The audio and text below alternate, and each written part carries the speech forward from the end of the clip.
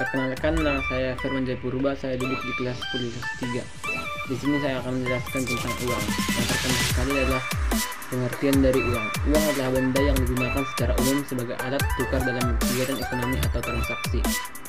Sejarah uang. Berdasarkan sejarah, keberadaan uang pertama kali dicetuskan oleh bangsa Lydia yang hidup di wilayah Turki pada abad ke-6 sebelum Masehi. Uang tersebut terbuat dari campuran emas dan perak. Di dalam uang tersebut adalah perbandingannya 75/25 dan menjadi standar. Mereka menamainya uang tersebut adalah elektrum. Uang logam pertama kali diciptakan pada tahun 60 sebelum Masehi oleh Croesus di Yunani. Dalam sejarah uang, bangsa Yunani dikenal sebagai penemu logam pertama.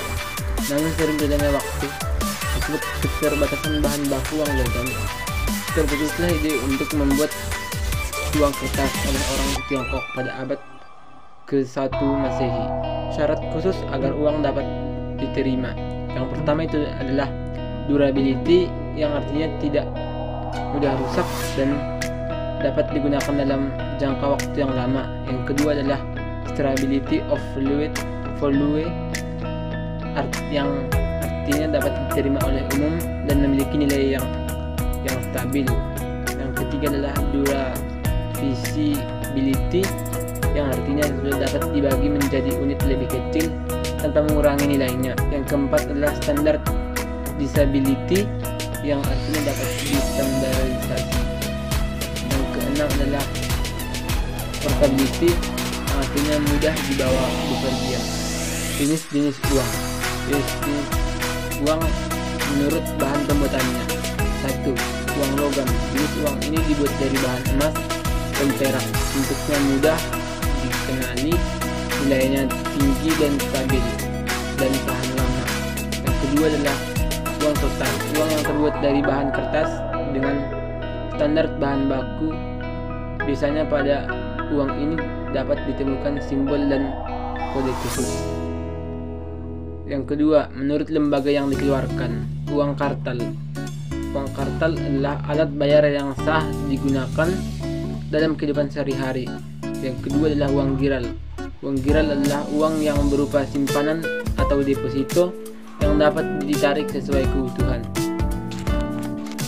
Menurut nilainya, uang penuh. 1. Uang penuh. Uang yang memiliki nilai bahan dan nilai nominal yang sama.